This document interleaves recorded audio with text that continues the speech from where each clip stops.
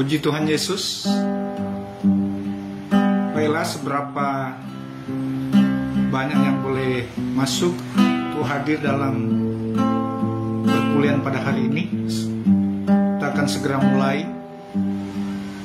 Mata kuliah pada hari ini adalah mata kuliah teologi pastoral. Jadi diralat bukan pastoral counseling, tetapi teologi pastoral yang diambil dari internasional kurikulum. Dan ini diperuntukkan untuk S2 dan S3, namun juga S1 bisa mengikuti supaya lebih memperdalam pengetahuan.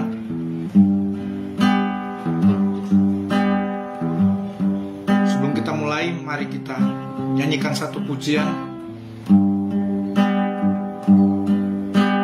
Bukan dengan kekuatanku.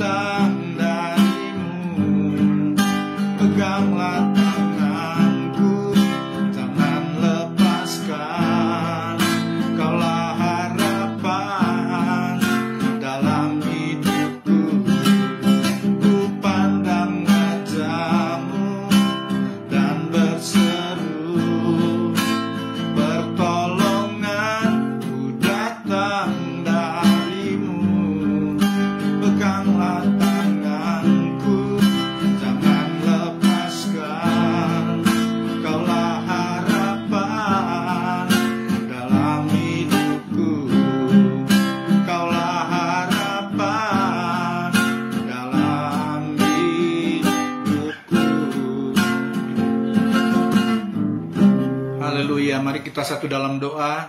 Tuhan Yesus, kami bersyukur kepadamu Tuhan. Kembali hari ini, hari yang indah bagi kami. Dan bersama mahasiswa STT Spirit akan mengikuti kuliah Live FB Tuhan. Kami percaya Tuhan, Engkau Tuhan yang memberikan kami hikmat Tuhan, untuk kami dapat mengerti, memahami mata kuliah yang akan kami pelajari hari ini Tuhan. Urapi hamba-Mu yang akan memberikan materi mata kuliah teologi pastoral Tuhan. Bila Tuhan, hikmat Tuhan mengalir, sehingga hamba dapat mengajarkan Tuhan segala sesuatu yang Kau perintahkan untuk diajarkan pada seluruh mahasiswa STT Spirit, seluruh mahasiswa yang mengikuti kuliah Live FB ini Tuhan. Biar Tuhan juga beri hikmat, pengertian bagi mereka, untuk mereka dapat mengerti, mereka diperlengkapi dengan mata kuliah yang diberikan pada hari ini Tuhan. Terima kasih Tuhan Yesus. Biar Tuhan Engkau berikan Tuhan cuaca yang terbaik, bahkan signal yang terbaik Tuhan, sehingga seluruh mahasiswa, baik kelas Timika, kelas yang dari Tahuna, yang dari Jakarta, kelas Tondano, Sulawesi Utara, semua dapat, oh Tuhan, mengikuti dengan baik tanpa ada gangguan signal. Dalam nama Tuhan Yesus Kristus, kami bersyukur serahkan Tuhan perkuliahan ini dari awal sampai pada akhirnya Tuhan. Biar Tuhan menyertai. Dalam nama Tuhan Yesus Kristus, kami mau mengikuti perkuliahan pada saat ini Tuhan. Haleluya. Amin. Puji Tuhan. Salam BBM. Bertumbuh, berbuah, menuai. Haleluya, puji Tuhan. Jadi hari ini bukan pastoral konseling, tetapi mata kuliah teologi pastoral. Ini teologi pastoral diambil dari mata kuliah internasional kurikulum. Dan ini kalau di STT lain ini tidak ada isi daripada mata kuliah. Mungkin mata kuliahnya sama, teologi pastoral, namun isi dari mata kuliah teologi pastoral ini khusus dari STT Spirit diambil dari internasional kurikulum. Itu sebabnya agak berbeda dengan teologi pastoral yang ada di buku-buku. Jadi ini adalah khusus bagi mahasiswa STT Spirit. Jadi teologi pastoral itu adalah cabang ilmu teologi yang berfokus pada perspektif pengembalaan pada semua kegiatan dan fungsi gereja dan pendeta menurut pandangan teologis. Jadi itu adalah cabang ilmu teologi yang berfokus pada perspektif pengembalaan pada semua kegiatan dan fungsi gereja dan pendeta menurut pandangan teologis. Haleluya. Jadi mata kuliah ini saya memberi judul Keluarlah dari Penjara. Jadi teologi pastoral masa kini yang judulnya Keluarlah dari Penjara. Ini adalah teologi pastoral masa kini. Come out from prison. Keluarlah dari penjara, dari internasional kurikulum. Sebelum saya mulai, saya akan bercerita tentang satu cerita seekor burung elang yang dipelihara oleh tuannya. Kemudian burung elang ini dia mengikat di sebuah tiang dengan tali yang 4 meter panjangnya.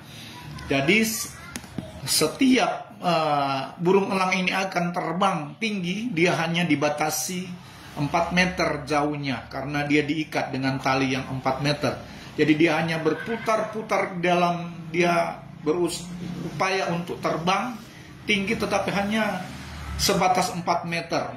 Tapi lama-kelamaan burung elang ini kakinya yang diikat itu dia mengalami luka karena gesekan tali, dia mengalami luka di bagian kakinya.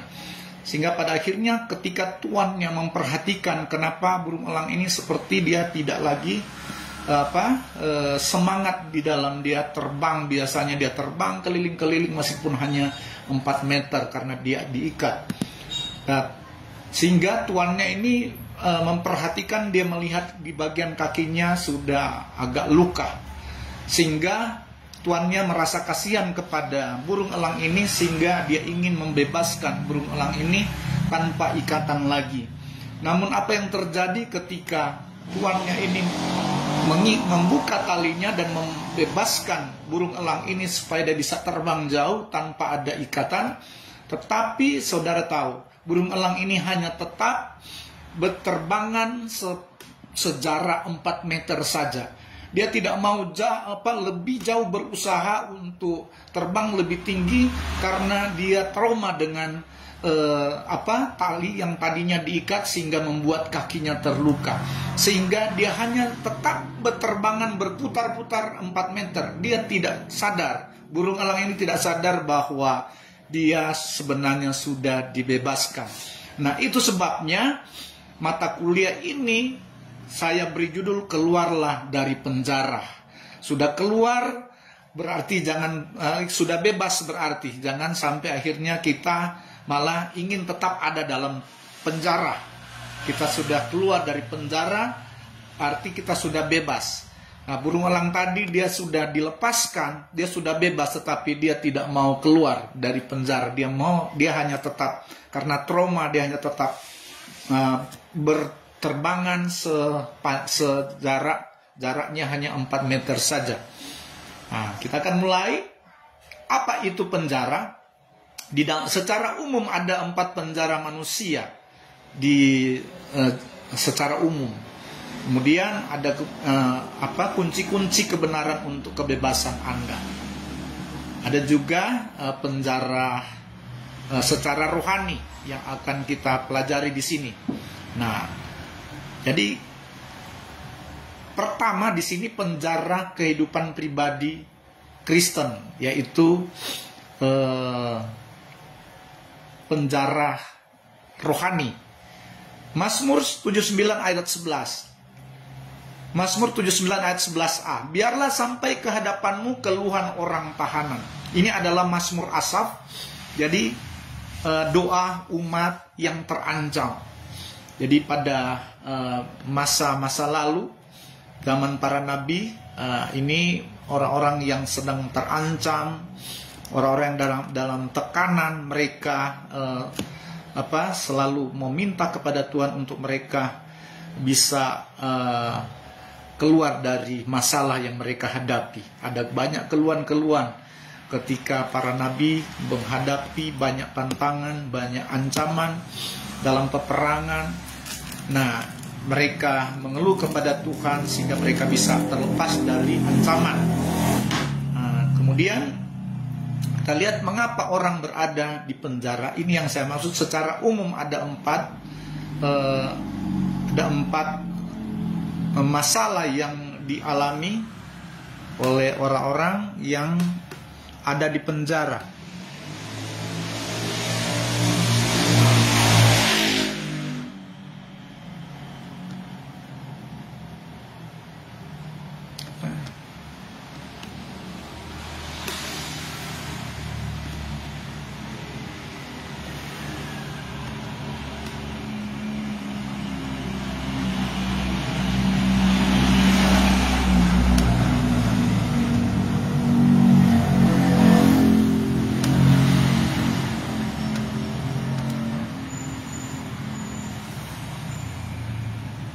Ya.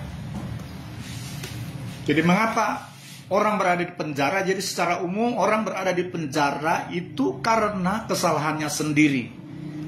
Orang yang berada di penjara secara umum, yang kedua karena kesalahan orang lain. Jadi ada kesalahan karena kesalahan orang lain, tapi membuat ada yang tertuduh dan sehingga dia bisa masuk di penjara. Padahal bukan karena kesalahannya sendiri, tetapi kesalahan orang lain.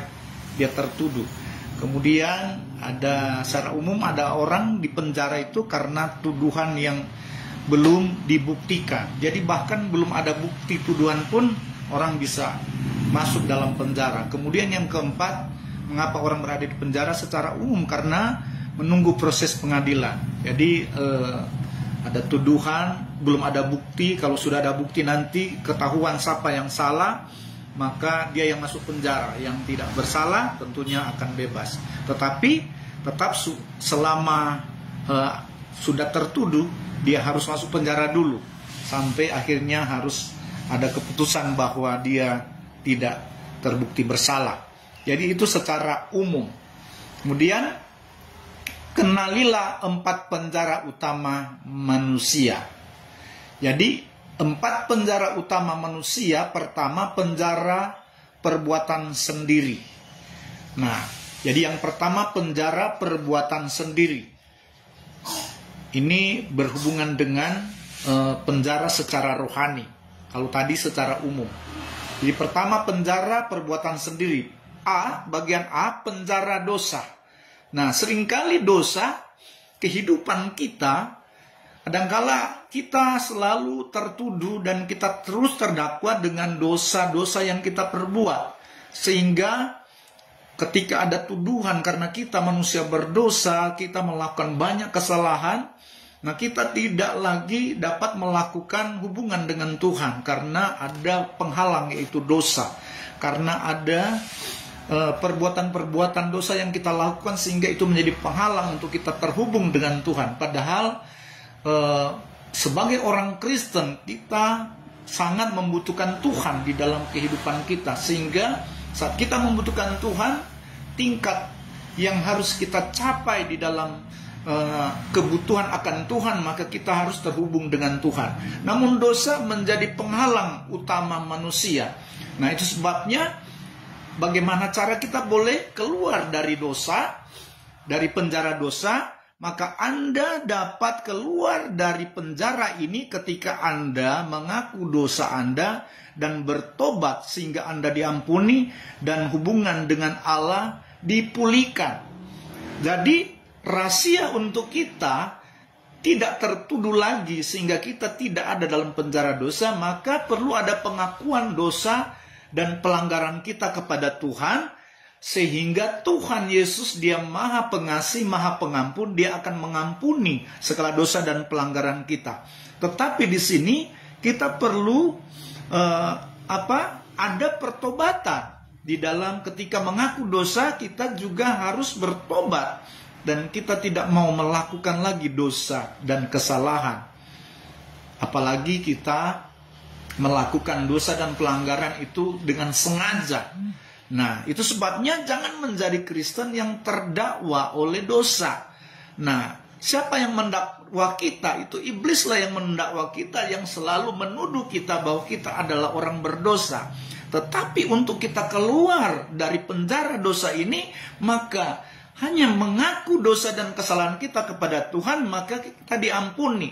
Ingat, saat kita diampuni dosa dan pelanggaran kita itu, maka Tuhan sudah menyucikan kita. Ketika Tuhan ampuni, maka kita disucikan. Saat kita sudah diampuni, kita disucikan, maka jangan lagi kita terdakwa dengan dosa itu. Jangan lagi kita merasa terhalang lagi untuk kita terhubung dengan Tuhan. Saat kita mengaku dosa kita diampuni, maka kita bertobat, kita mengikut Tuhan, mengiring Tuhan, melakukan perintah-perintah Tuhan tanpa ada hambatan, tanpa ada halangan. Nah, itu bagaimana? Banyak orang karena merasa dia berdosa, karena merasa dia banyak pelanggaran, karena merasa dia selalu berbuat jahat, sehingga dia merasa tidak layak untuk melayani Tuhan. Bahkan mau masuk gereja pun dia merasa tidak layak karena pelanggaran-pelanggaran yang dia lakukan. Kendati dia hanya cukup mengakui dosa dan pelanggaran kepada Tuhan, dia bertobat dan dia harus keluar dari penjara dosa ini, tidak terpengaruh dengan dakwaan iblis lagi. Kadang-kala ketika kita sudah mengaku dosa dan kita mau melakukan hal-hal yang baik seperti beribadah, justru ada dakwaan daripada iblis. Kamu kemarin, kamu waktu lalu, kamu waktu tahun lalu, waktu bulan lalu kamu lakukan ini. Padahal kan kita sudah mengakui dosa. Nah, ini kadangkala jemaat atau orang-orang yang kita layani, banyak yang seperti itu masih ada dalam penjara dosa. Sehingga perlu kita mengadakan penjelasan tentang bagaimana mereka boleh terhubung kembali dengan Tuhan, mereka boleh dipulihkan kembali oleh Tuhan, sehingga mereka boleh bebas di dalam melayani pekerjaan Tuhan. Mereka bebas dalam mengiring Tuhan. Nah, jadi harus keluar dari penjara dosa ini. Kita sebagai orang Kristen, mahasiswa ini ada yang pendeta, para gembala. Nah, kita sudah lalui semua itu. Tetapi bagaimana dengan orang lain? Bagaimana dengan jemaat yang akan kita layani nantinya? Nah, kita harus bebaskan mereka dari penjara dosa dengan mengajar mereka supaya mereka mengaku dosa dan pelanggaran mereka kepada Tuhan, dan mereka bertobat sehingga mereka bisa diampuni dan mereka dipulihkan dan dilayakkan Tuhan. Layak untuk menikmati hadirat Tuhan, layak untuk beribadah kepada Tuhan, layak untuk menyembah Tuhan, memuji, memuliakan nama Tuhan. Ini yang pertama, penjara dosa.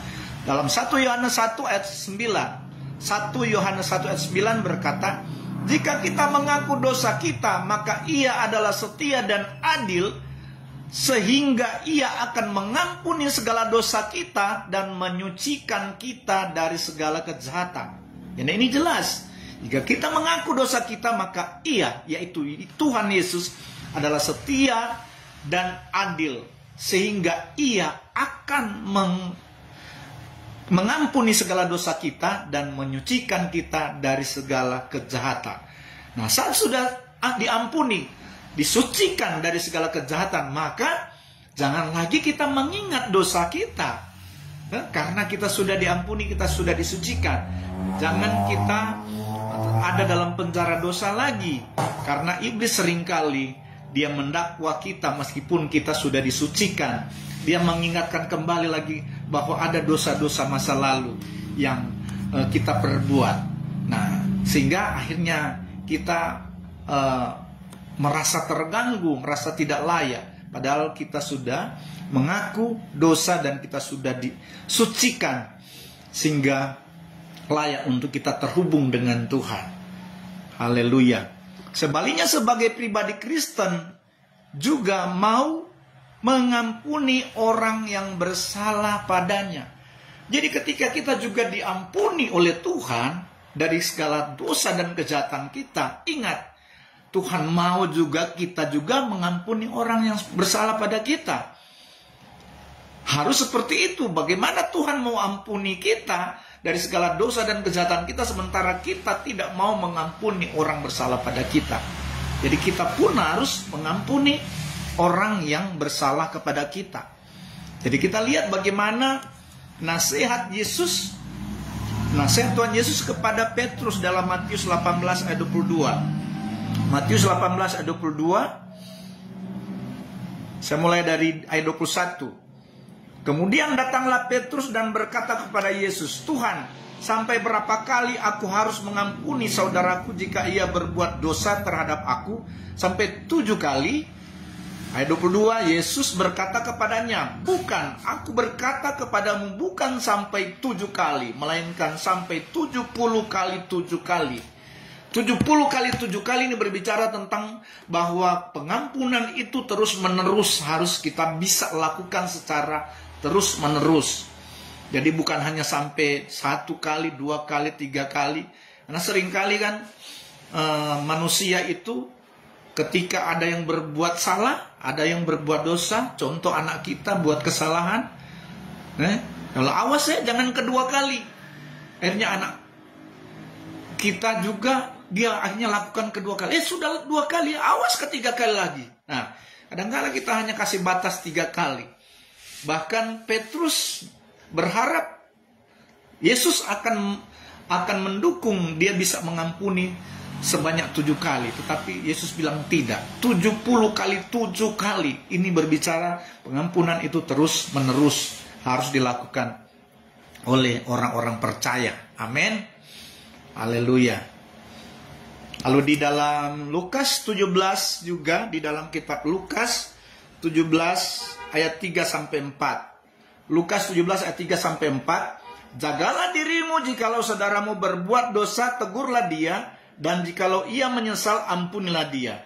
Bahkan jikalau ia berbuat dosa terhadap engkau 7 kali sehari dan 7 kali ia kembali kepadamu dan berkata, aku menyesal, engkau harus mengampuni dia.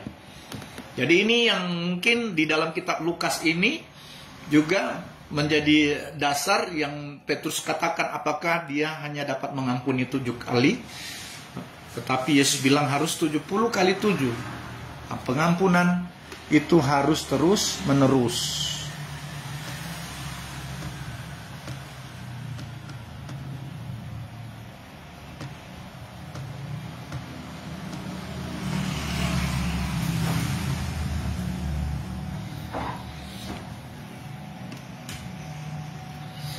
Jadi kita harus menjadi pribadi yang hidup di dalam kasih. Sebagaimana Allah itu kasih, Dia mengampuni kita, Dia mengasihi kita, maka kita pun harus mengasihi sesama kita, sehingga kita juga mengampuni orang yang bersalah kepada kita. Ini sangat jelas ya. Kemudian bagian B, penjara rasa bersalah. Nah, penjara rasa bersalah. Perasaan tuduhan yang harus menyelubungi kita. Perasaan tuduhan yang terus menyelubungi kita, yang menjauhkan kita dari Tuhan, menyebabkan kita hidup di dalam penjara rasa bersalah yang mengakibatkan kita tidak berani mendekatkan diri kepada Tuhan. Jadi seringkali kita itu merasa ada banyak pelanggaran kesalahan yang kita lakukan, dan itu juga akan menjadi pembatasan untuk kita bisa terhubung dengan Tuhan. Jadi kita tidak merasa tidak layak untuk mendekatkan diri dengan Tuhan. Jadi karena seringkali ada rasa bersalah. Kadang-kala rasa bersalah itu mungkin hanya perkara kecil, kesalahan-kesalahan kecil. Namun kita merasa tidak layak untuk mendekatkan diri dengan Tuhan. Bahkan seringkali saya melihat ada di waktu perjamuan kudus, seringkali saya lihat ada jemaat yang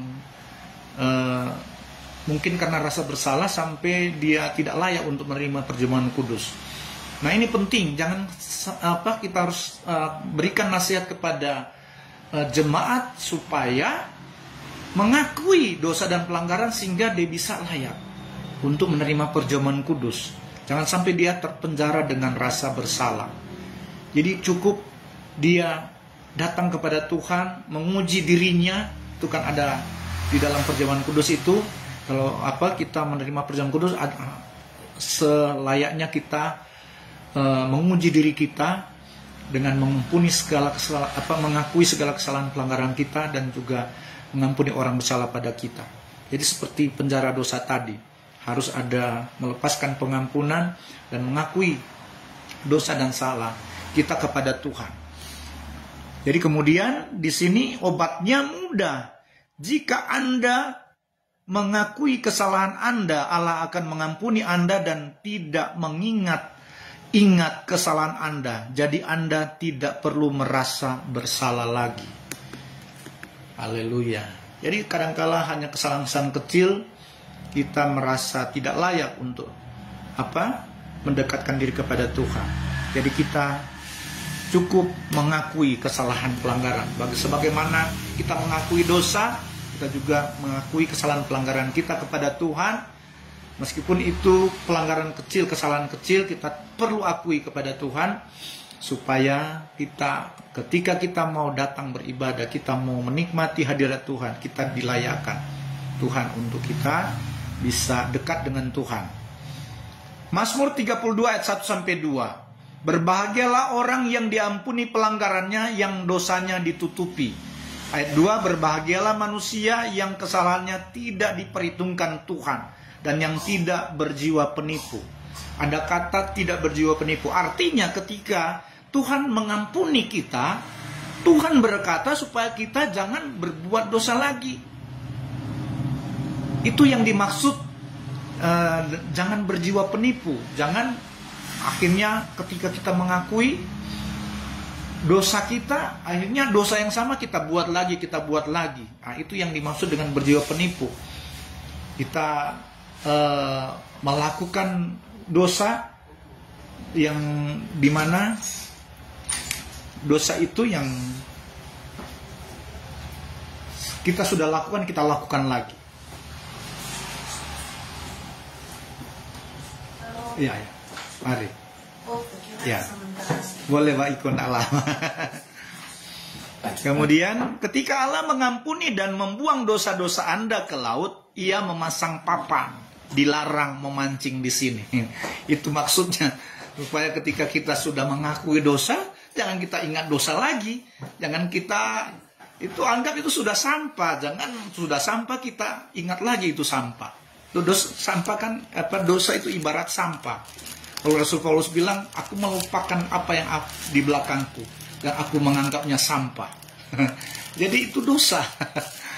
Kita sudah akui, jangan kita ingat lagi. Makanya ketika Tuhan sudah ampuni, Tuhan pasang papan, dilarang memancing di sini. Akhirnya itu dosa yang orang ambil lagi, orang pancing lagi. Kemudian bagian C, penjara kegagalan. Kegagalan bukanlah hal yang baru. Setiap orang pasti mengalaminya. Penjara kegagalan memberikan perasaan kalah, putus asa, tidak mampu dan tidak berani mencoba lagi. Nah ini, kalau ada penjara kegagalan, kadang-kala trauma karena gagal. Dia pikir, aduh, bikin kedua kali gagal, 3 kali gagal. Nah akhirnya dia sudah trauma. Itunya penjara kegagalan. Nah itu sebabnya penting kita mengingat kembali pembuat lampu, yang pembuat balon lampu. Nah pembuat balon lampu ini dia sampai hampir 1000 kali dia gagal, bahkan sempat dia dalam satu testimoni dia membuat balon lampu ini, dia ada di kereta api, membuat kereta api terbakar. Tetapi dia tidak trauma, dia berusaha terus menerus sampai akhirnya balon lampu ini dapat dibuat. Sampai kita bisa menerima penerangan sampai hari ini. Jadi itu yang dilakukan oleh pencipta balon lampu ini, sehingga dia berhasil. Ketika diwawancarai, dia wartawan yang mewawancari dia ditanya berapa kali gagal saudara sehingga berhasil membuat lampu. Dia bilang, saya tidak pernah gagal, karena pada saat saya membuat 1 kali karena belum berhasil, itu 1/100% berhasil. Nah, itu dia punya pandangan, sehingga dia merasa dia tidak pernah gagal. Nah ini harus menjadi prinsip orang Kristen. Jangan kita menjadi orang yang merasa gagal. Sudah berusaha gagal dan tidak, akhirnya trauma, tidak mencoba lagi. Akhirnya masuk dalam penjara kegagalan. Kita harus tetap mencoba lagi, kita harus berusaha lagi, kita tetap semangat lagi, kita perlu minta pertolongan Tuhan untuk berikan hikmat sehingga kita bisa keluar dari penjara kegagalan. Kita diciptakan Tuhan itu orang-orang yang punya potensi. Manusia diciptakan Tuhan itu punya potensi, punya kemampuan. Nah, tentunya rancangan Tuhan itu kan rancangan hari depan penuh harapan, berarti rancangan keberhasilan, bukan rancangan kegagalan. Nah, itu sebabnya penting kita tahu bahwa rancangan Tuhan di dalam kehidupan kita. Kita harus sadari kita adalah orang yang sukses, orang yang berhasil. Jadi jangan kita tetap ada di dalam penjara kegagalan. Sadari bahwa Allah sumber keberhasilan kita. Amin. Kemudian Filipi 4 ayat 13 berkata, segala perkara dapat kutanggung di dalam Dia yang memberi kekuatan kepadaku. Artinya, kalau kita tidak mampu, ada Tuhan yang memberikan kekuatan untuk kita bisa sukses dan berhasil di dalam segala yang kita kerjakan. Dalam bahasa Inggrisnya, dalam bahasa Inggris menyatakan, I can do all things through Christ who strengthen me. Dalam terjemahan bebasnya itu, aku dapat melakukan segala sesuatu melalui Kristus yang menguatkanku. Jadi kalau pekerja-pekerja di luar negeri seperti Amerika, dosen-dosen itu mengajar kepada mahasiswanya supaya mereka nanti setelah selesai kuliah, mereka benar-benar menjadi orang yang dapat melakukan segala sesuatu. Dan jadi diajarkan supaya jangan berani sekali-kali mengatakan saya tidak bisa. Tetapi mereka mau bisa atau tidak bisa, mereka harus berkata, yes I can, ya saya bisa. Nah itu yang diajarkan selalu kepada mahasiswa yang ada di Amerika. Sehingga setelah mereka selesai, maka mereka tertanam perkataan ini, maka mereka bisa. Mereka bisa berhasil, mereka bisa sukses. Tanpa ada kata tidak bisa. Nah, itu sebabnya di sini, karena ini mata kuliah kurikulum internasional, maka itu juga yang diajarkan, supaya kita harus berani. Aku bisa, jangan pernah kita berkata aku tidak bisa. Oke. Kemudian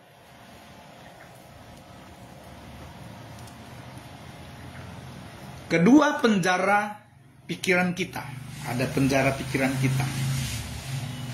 Sekitar setengah jam lebih. Boleh. Penjara pikiran. Nah, penjara masa lalu. Kita tidak dapat mengubah apa yang sudah terjadi. Jadi kalau sudah terjadi masa lalu, jangan kita ingat-ingat lagi. Apalagi itu masa lalu yang buruk, masa lalu yang suram. Jangan kita ingat lagi. Yang kita ingat apa yang akan terjadi mulai masa sekarang ini dan yang akan datang. Jangan kita ingat-ingat masa lalu, kecuali tentunya masa-masa yang indah. Kita bisa mengingat masa-masa yang indah jadi kenangan. Tetapi kalau hal-hal yang buruk, jangan kita terpenjara dengan pikiran masa lalu. Kita harus punya visi ke depan justru untuk melihat masa depan kita. Nah, bukan apa yang terjadi pada Anda yang menentukan, tetapi apa yang akan terjadi dalam diri Anda. Itu yang penting. Apa yang akan terjadi berarti mulai sekarang dan akan terjadi kapan, sampai kita bisa melihat keberhasilan itu terjadi dalam kehidupan kita, baik dalam usaha pekerjaan ataupun pelayanan. Kita harus melihat ke depan, tidak melihat ke belakang. Buat keputusan untuk melupakan masa lalu. Filipi 3 ayat 13b. Aku melupakan apa yang telah di belakangku dan mengarahkan diri kepada apa yang di hadapanku. Ini Rasul Paulus. Dia lupakan apa yang ada di belakangnya, karena yang di belakang itu maksudnya dia itu banyak pengetahuan yang dia dapat dari pengajaran gurunya, dari pengajaran ahli Taurat, pengajaran Taurat yang dia dapatkan itu dia lupakan semuanya karena dia memandang kepada Kristus. Yang ada di depannya adalah Kristus yang dia sudah temukan. Dia sudah terhubung dengan Kristus. Kemudian ada istilah penjara cacing di sini. Artinya penjara kelemahan. Jadi seseorang terpenjara di dalam penjara ini jika ia selalu berkata, aku bukan apa-apa, aku buruk. Dan karena itu aku tidak bisa, aku tidak berhak dan sebagainya. Dan kala ini juga yang terjadi kepada orang-orang Kristen yang disebut penjara kelemahan atau penjara cacing. Dia bilang, oh kita tidak biasa, kita tidak bisa lakukan apa-apa. Aku punya, misalnya mau disuruh pelayanan WL, suara buruk, apa semua jelek, aku tidak bisa. Nah ini terkadang kan, aku tidak berhak, padahal sudah disuruh. Berarti ada kesempatan untuk dia melakukan, tetapi aku tidak berhak, dan lain sebagainya. Ini penjara cacing atau kelemahan. Kadang-kala kita melemahkan diri kita sendiri. Kita menganggap kita tidak mampu atau bukan apa-apa. Nah itu sebabnya penting kita harus belajar hal-hal yang sudah dipercayakan kepada kita. Kita harus belajar, berusaha untuk kita bisa. Harus kita bisa melakukan. Allah menciptakan Anda serupa dan segambar dengannya, dan Ia membantu Anda untuk sukses. Jadi karena kita memiliki Allah yang selalu memampukan kita untuk melakukan segala sesuatu, dan Dia turut bekerja dalam segala sesuatu untuk mendatangkan kebaikan. Efesus 2 ayat 10 berkata, karena kita ini buatan Allah, diciptakan dalam Kristus Yesus untuk melakukan pekerjaan baik yang dipersiapkan Allah sebelumnya. Ia mau supaya kita hidup di dalamnya. Jadi Tuhan sudah persiapkan segala sesuatu di dalam kehidupan kita untuk kita dapat melakukan pekerjaan baik. Manusia didesain untuk berprestasi, dirancang untuk sukses, dan ditanam dengan benih-benih kebesaran. Haleluya.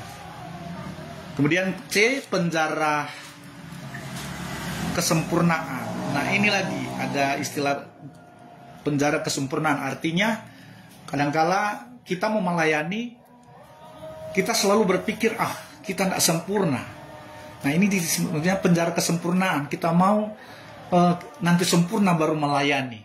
Nah justru ketika kita mau melayani Tuhan, kita belajar dari awal, dari ketidaksempurnaan menjadi sempurna. Kita bukan langsung melayani langsung sempurna. Begitu dalam bekerja, bukan langsung sempurna. Kita mau belajar dulu bagaimana cara kerja. Jadi jangan terpenjara dengan penjara kesempurnaan. Artinya, kalau mau melayani harus kudus dulu. Nah memang penting itu kekudusan, tapi untuk kita belajar melayani, jangan kita sama seperti tadi, jangan kembali pada penjara dosa. Kita berpikir, kita orang berdosa, kita tidak layak. Nah seperti itu yang terjadi. Sama dengan penjara kesempurnaan. Seolah-olah kita harus kudus dulu baru kita bisa melayani. Tapi bukankah kita ketika kita mengakui dosa, meskipun banyak pelanggaran, kesalahan, dosa yang kita lakukan, ketika Tuhan ampuni, maka kita dilayakkan Tuhan. Kita boleh terhubung kembali dengan Tuhan. Saat kita diampuni, kita disucikan, kan? Berarti kita bisa melayani pekerjaan Tuhan.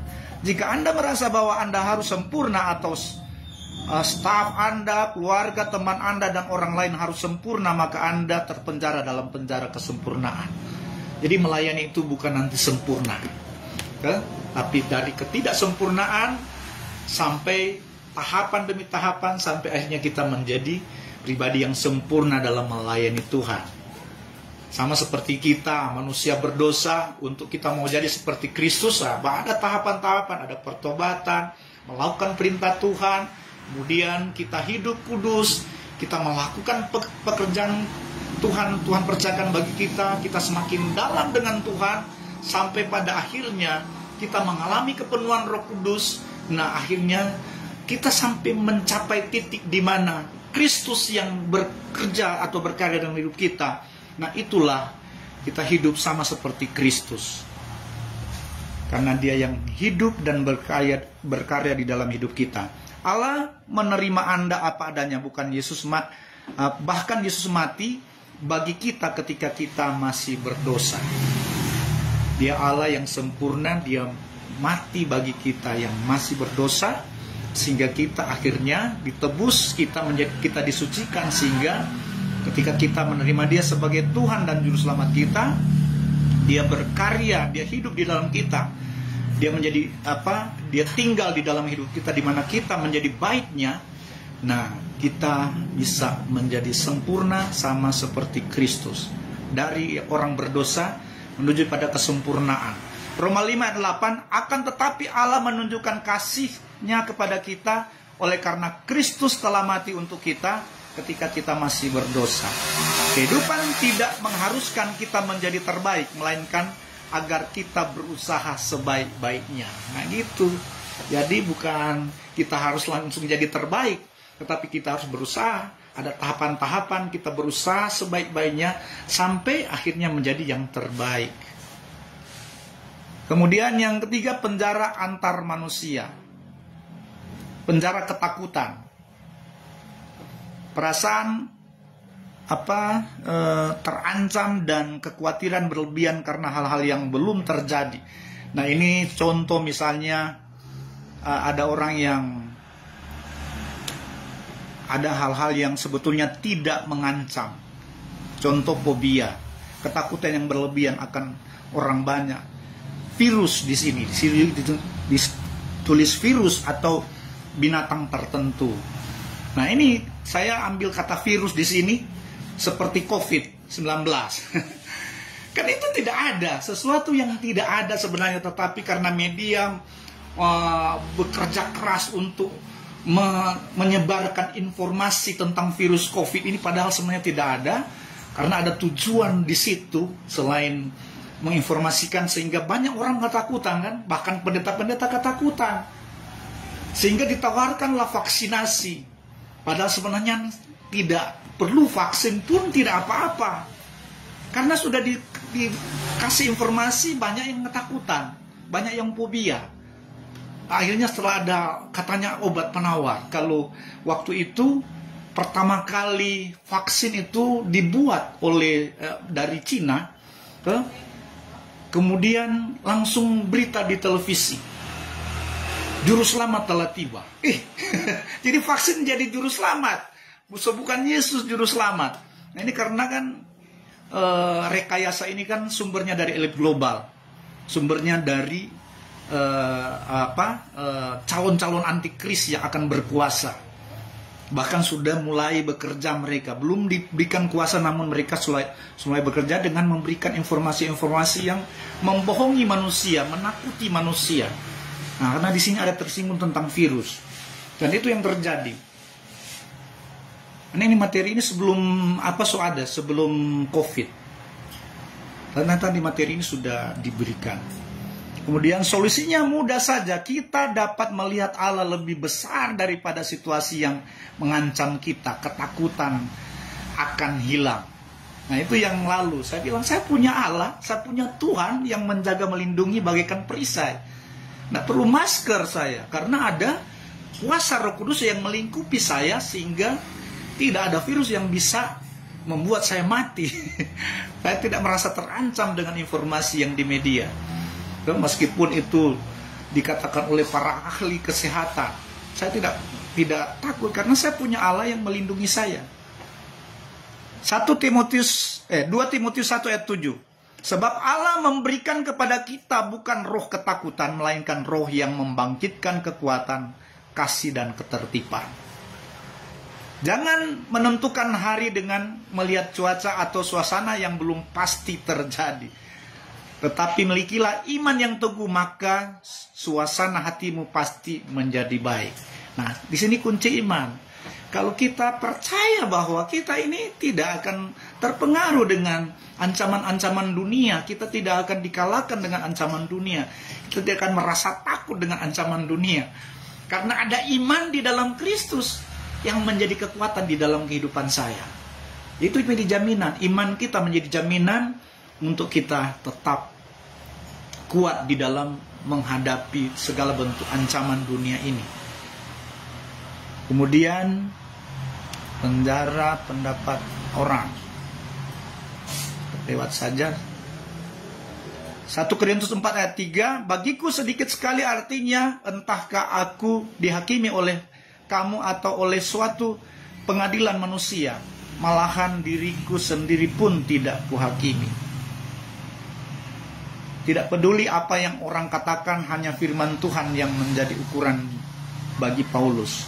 Jadi di sini ada penjara pendapat orang. Nah, itu masih kalau terhubung dengan COVID itu, dia kan pendapat orang. Oh, pendapat para dokter, pendapat pemerintah. COVID begini-begini, menular begini-begini. Dan saya tidak peduli dengan itu. Dan saya tahu Roh Kudus yang menular dalam kehidupan saya. Bukan COVID. Bukan virus yang menular, tetapi Roh Kudus yang menular dalam hidup saya. Allah telah memberikan Anda nilai A bahkan sebelum Anda mengambil kelas itu. Jadi Anda akan dapat nilai A ketika saudara berani selalu dengan iman, selalu berkata bahwa Tuhanlah perlindunganku. Dalam setiap langkah hidupku, aku tidak pernah akan goyah, karena Tuhan Yesus Allah Immanuel yang senantiasa menyertai kita sampai pada akhir zaman. Jadi tidak perlu takut. Kemudian ada penjara kewajiban. Ini tidak terlalu apa. Jika Anda berpendapat bahwa setiap problem ada penyelesaiannya, dan bahwa Andalah orang yang bertanggung jawab untuk menyelesaikan problem tersebut, maka Anda terpenjara dalam penjara kewajiban. Relax, Anda tidak harus menyelesaikan semua persoalan di dunia. Jadi jangan ada istilah kita terpenjara dengan penjara kewajiban. Apalagi sebagai pendeta, sebagai orang Kristen, apa saja kita harus wajib lakukan. Padahal sebenarnya bukan kewajiban itu, tetapi karena dia terpenjara dengan penjara kewajiban, semua dia mau bikin, akhirnya dia banyak mengecewakan orang lain. Saya pernah ikut-ikut dengan seorang hamba Tuhan. Dia selalu di gereja, dia bikin KKR, dia sudah almarhum. Dia bikin KKR, kemudian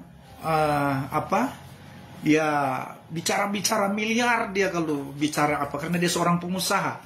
Kemudian habis itu serta selesai dia janji untuk memberikan di gereja, tapi akhirnya dia tidak mampu. Setiap gereja mengundang dia karena ada janji-janji itu, tapi semua gereja sampai menuntut ke dia, mana itu janji?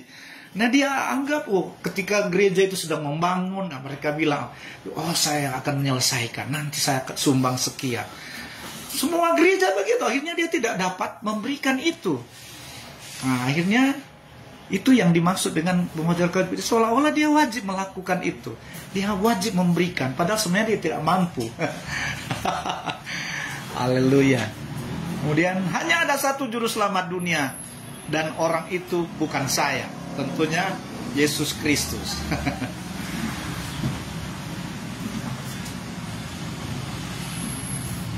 Kemudian ada penjara legalisme atau penjara peraturan. Penjara peraturan ini berkata bahwa jika Anda hidup menurut peraturan, maka semuanya akan berjalan dengan baik. Hidup diukur dari ketaatan kita pada hukum-hukum dunia, tetapi kita harus lebih taat pada peraturan firman Tuhan. Nah itu, kalau saya hubungkan dengan masa lalu itu yang waktu COVID, saya memang melanggar peraturan pemerintah, karena itu kan peraturan dunia. Mereka sampai mengancam, karena tidak vaksin tidak bisa dapat surat ini, tidak bisa berangkat ke luar daerah, segala macam diancam. Tapi saya hanya mengikuti peraturan Tuhan. Yang saya ikuti peraturan Tuhan, karena peraturan dunia harus tunduk pada peraturan surga. Jadi ini kan peraturan manusia. Kenapa kita harus takut dengan ancaman? Kalau Tuhan suruh saya harus keluar daerah, tidak ada yang dapat melarang. Karena saya mengikuti peraturan atau perintah Tuhan, amanat agung. Sampai pada akhirnya, di masa-masa COVID itu, tahun 2020, 2021, saya balik ke Timika harus karena wisuda di sana. Dan memang ada terjadi peraturan dunia mengancam kita. Tetapi saya bilang, saya akan viralkan, ini kan dusta semua. Saya berani bilang dusta karena memang terbukti dusta. Sampai sekarang kan tidak ada yang bisa membuktikan bahwa COVID itu ada. Tidak ada yang bisa buktikan. Orang bilang, dulu banyak mati kan, orang mati COVID. Itu bilang, mati karena bersalin saja, karena melahirkan COVID. Mati karena jantung COVID, itu kan dusta semua yang dilakukan. Nah, melanggar peraturan dunia. Tetapi saya tidak melanggar peraturan Tuhan. Amin. Karena saya ikuti peraturan Tuhan. Efesus 2:8. Sebab karena kasih karunia kamu diselamatkan oleh iman. Itu bukan hasil usahanya, tetapi pemberian Allah. Peraturan mengikat, tetapi kasih membebaskan. Jadi pada akhirnya itu, ada teman saya yang di Bitung, dia sekarang udah gembala, dulu penginjil. Dia menginjil di terminal Bitung, pasar Bitung. Kemudian karena merasa terganggu orang-orang terminal, lapor ke polisi. Akhirnya ditangkap. Laporan itu bahwa mereka bikin kacau di terminal, teriak-teriak di terminal. Diurus di Polres. Hanya di Polres bilang, kenapa bikin kacau? Tidak, kami memberitakan kabar baik, kami memberitakan Injil Kristus. Kenapa kamu berteriak di awal? Kami kan ini penginjil, kami harus beritakan Kristus. Akhirnya kamu akan kami masukkan penjara. Biar tidak apa-apa, kami akan berteriak di penjara, kami akan kabarkan Injil di penjara. Karena tidak ada dasar juga polisi mau tangkap cuma karena mereka memberitakan Injil kemudian mau ditangkap. Kemudian polisi bilang, kamu ini sudah melanggar hukum. Ya, apa yang mereka jawab? Hukum dunia harus tunduk pada hukum surga. Hanya polisi bilang, ya pulang-pulang kamu saja, pulang-pulang. Nah, mereka bebas. Jadi peraturan mengikat, tetapi kasih membebaskan. Karena mereka menyampaikan kabar baik. Itu bagian dari kasih Allah kepada manusia, supaya manusia kan dengar firman, mereka diselamatkan. Itu bagian dari kasih. Jadi kasih membebaskan. Kemudian ada penjara agamawi. Kekristenan tidak berbicara mengenai peraturan, melainkan mengenai kasih. Seorang teman yang memberikan nyawanya bagi rekannya. Dalam Matius 23:15, celakalah kamu, hai ahli-ahli Taurat dan orang-orang Farisi, hai kamu orang-orang munafik, sebab kamu mengarungi lautan dan menjelajah daratan untuk mentobatkan satu orang saja menjadi penganut agamamu, Dan sesudah ia bertobat, kamu menjadikan dia orang neraka yang 2 kali lebih jahat daripada kamu sendiri. Ini teguran keras bagi ahli-ahli Taurat. Ada penjara guru, bagian C. Jika Anda tidak tahu lagi apa yang benar dan salah bagi hidup Anda, tetapi Anda mendewakan seseorang dan menganggap semua yang dikatakannya benar, Anda sudah berada dalam penjara guru. Jadi, Anda perlu guru, pastor, atau bapak rohani, tetapi jangan sampai mendewakannya. Jadi ada orang kalau guru yang luar biasa, dia punya pengajaran, padahal sebenarnya kadangkala sondak juga dasar firman Tuhan. Pengajaran luar biasa membuat mahasiswa terpengaruh dengan pengajarannya dan tidak meneliti kebenarannya dengan apa, sehingga guru ini apa saja yang dia katakan itu mereka anggap ya sudah benar. Padahal mungkin banyak yang dia pelesetkan, banyak kesalahan-kesalahan, banyak yang tidak punya dasar Alkitab. Sehingga akhirnya karena mereka dewakan, mereka tidak meneliti, hanya dengar saja. Ada juga yang penjara guru ini sama dengan penjara hamba Tuhan. Ada hamba Tuhan yang pakai luar biasa, tapi mereka tidak lagi mendewakan Tuhan atau tidak lagi mengikuti firman Tuhan, tetapi apa yang dikatakan pendeta itu mereka ikuti, padahal tidak punya dasar-dasar firman. Nah, ini penjara guru atau penjara manusia yang dijadikan Tuhan. Sampai ada seorang jemaat yang karena dia saking sudah mendewakan pendetanya, dia bilang, ini saya punya malaikat, ini saya punya Tuhan. Jadi sudah jadi Tuhan, itu dia punya pendeta. Nah, seperti itu, jadi penjara guru. Jadi, jangan sampai kita mendewakan manusia. Kalau toh ada hamba Tuhan mengajar, mujizat terjadi, Tuhan yang dipermuliakan, bukan hamba Tuhan itu. Saya banyak kali melakukan pelayanan kesembuhan, tetapi yang saya anjurkan kepada yang sembuh itu Tuhan yang dimuliakan, karena itu pekerjaan Tuhan, bukan saya. Jangan sampai mendewakan saya, padahal saya cuma manusia. Harus kita bersyukur kepada Tuhan yang sudah melakukan mujizat. Mengajar sama halnya dengan belajar. Guru-guru Anda tidak lebih hebat karena mereka hanya lebih dahulu belajar. Jadi sama seperti saya, karena saya lebih dulu belajar, kemudian saya bisa menjadi guru untuk mengajar. Sebenarnya semua sama. Mahasiswa juga setelah belajar bisa jadi guru, bisa jadi pengajar. Jadi kita semua sama. Amin. Puji Tuhan, biarlah mata kuliah ini boleh memperlengkapi seluruh mahasiswa dengan mata kuliah teologi pastoral ini.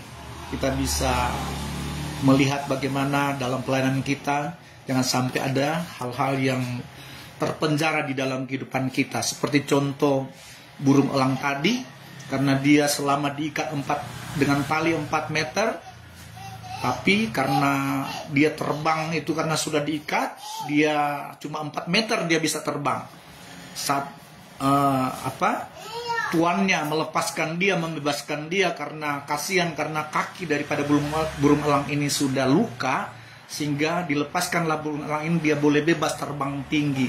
Tapi apa yang terjadi, burung elang ini dia hanya tetap terbang 4 meter karena sudah terpenjara dengan 4 meter.